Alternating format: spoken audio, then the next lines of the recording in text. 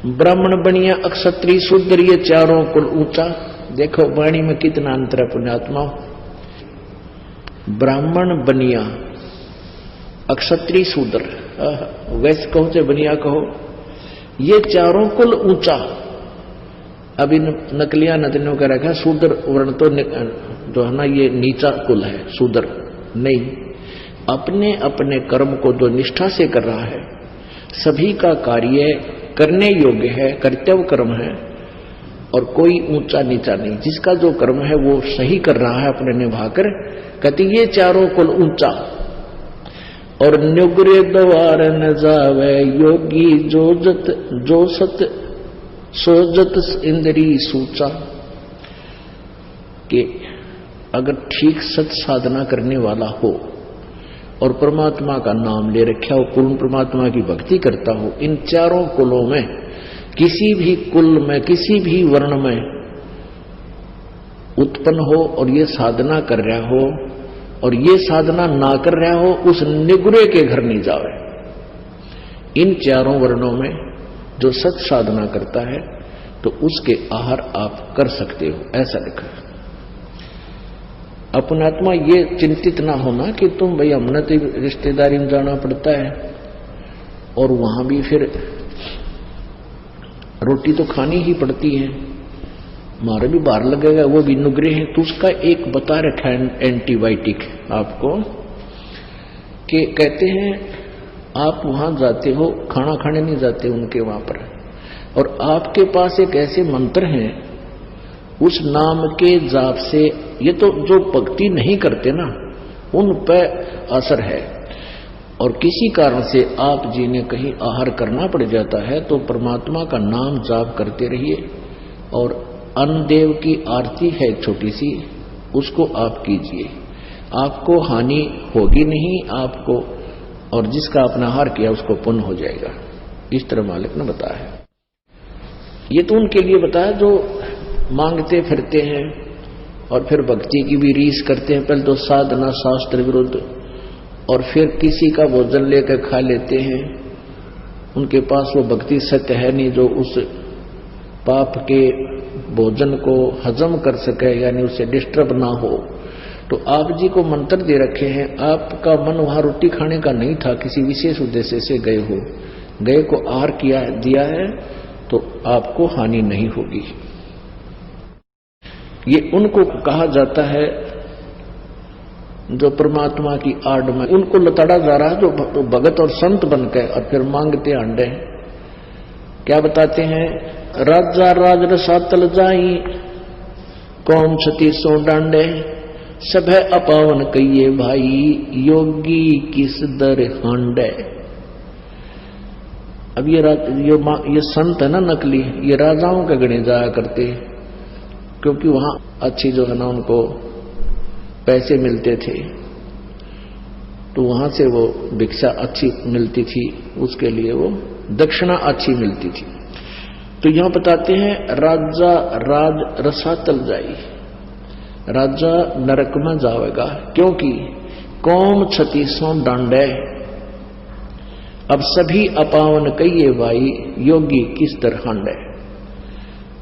राजा, जैसे राजा लोग टैक्स लगाते हैं आपके ऊपर, तो उस टैक्स के माध्यम से अच्छे बुरे गरीब अमीर सबका पैसा राजा के पास जाता है, और उसी से वो अपना निर्वाह करता है, अपनी सेना रखता है, अपने ऐश्वर्य के साधन करता है। उसमें से फिर कहते संत जाके खावे तो वो भी साथ नरक न जावे।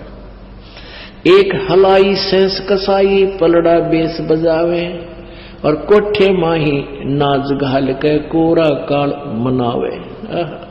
एक अलाई होती है, जैसे किसान हल जोतता है ना, और एक एकड़ मान ले जमीन है 200 फुट लंबा और 220 फुट लंबा और 198 फुट चौड़ा, ऐसा एक एकड़ होता है। तो उसमें हल से संवारते समय वो लगभग 20 फुट चौड़ा और 180 200 यानी पूरे एकड़ की एक साइड की लंबाई ले लेता।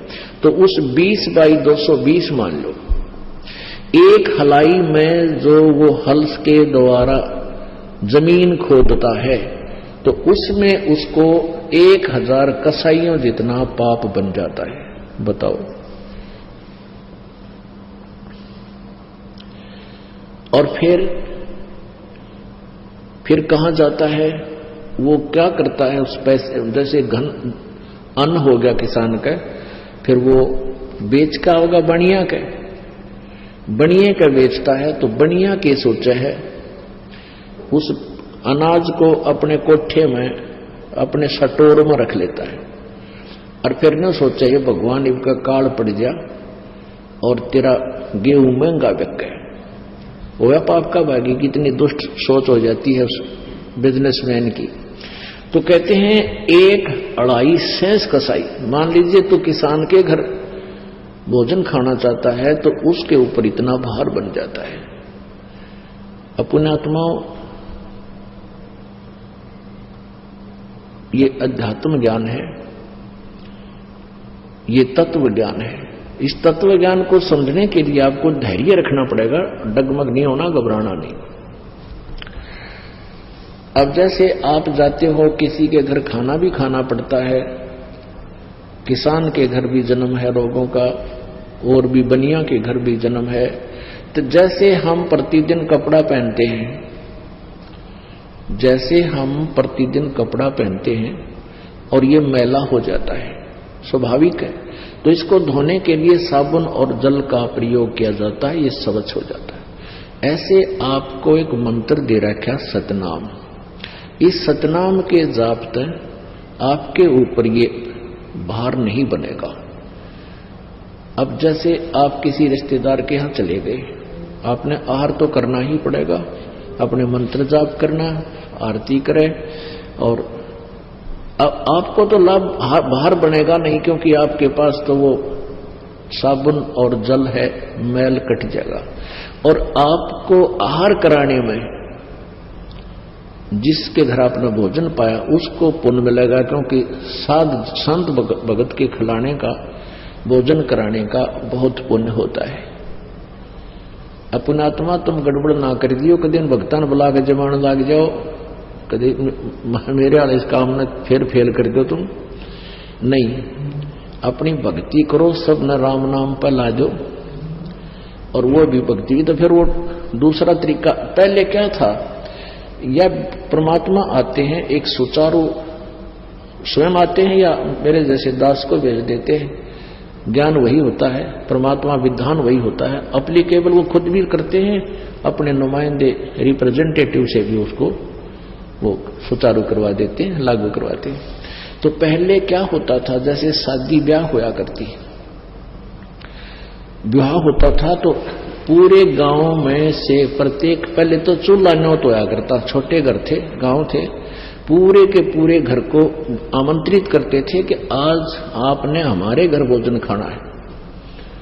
जिस दिन ब्याह होता था बेटे या बेटी का, तो क्या कारण था कि वो सभी भक्ति करते थे, साधना किया करते थे, और वो इसी प्रकार उन्होंने अपने समागम शुरू किए थे। भी एक आध्यात्मिक अनुष्ठान भी करते थे, जोत तो अभी भी लगाते, भंडार जब करते हैं ना, ये विवाह शादी में जब जलेबी लाडू बनाते हैं, कहीं रखते हैं, तो जोत अब भी जलाते हैं उसमें।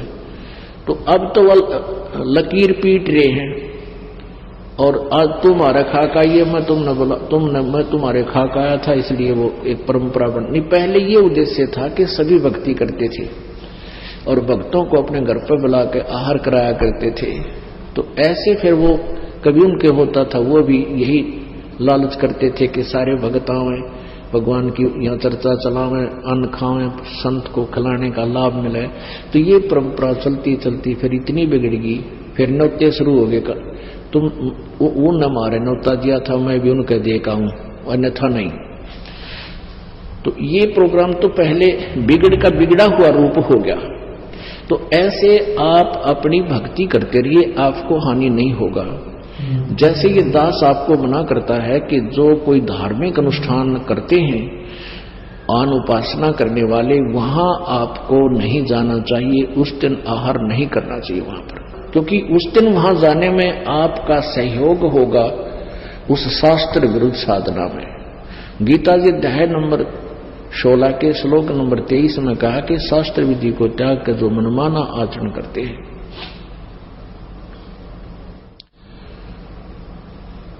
वो उनको न तो कोई सुख होता है, न कोई सिद्धि होती है, और न ही उनकी गति होती है, अर्थात यूजलेस। तो जैसे शास्त्र विधि त्याग कर मनमाना आचरण करने वाले को परमात्मा के द्रोही कहा है, यानी विधान तोड़ रहा है। जैसे कोई चोरी करता है या कोई और अवैध कार्य करता है, उसमें आप भी सहयोग देते हैं तो दोनों दोषी होते हो, इस प्रकार। और वैसे आप कहीं जाते हो, खाना उद्देश्य है, लेकिन जो मांस मिट्टी शराब वगैरह प्रयोग करते हो उनका तो आहार भी नहीं करना चाहिए। जिस दिन कोई जैसे धार्मिक अनुष्ठान करते हैं या ड्रामाबाजी को 13वीं कोई 17वीं कोई की तो और लड़का हो गया तो और पंगा, तो उनमें नहीं जाना चाहिए आप जी को, बिल्कुल भूल के भी नहीं जाना।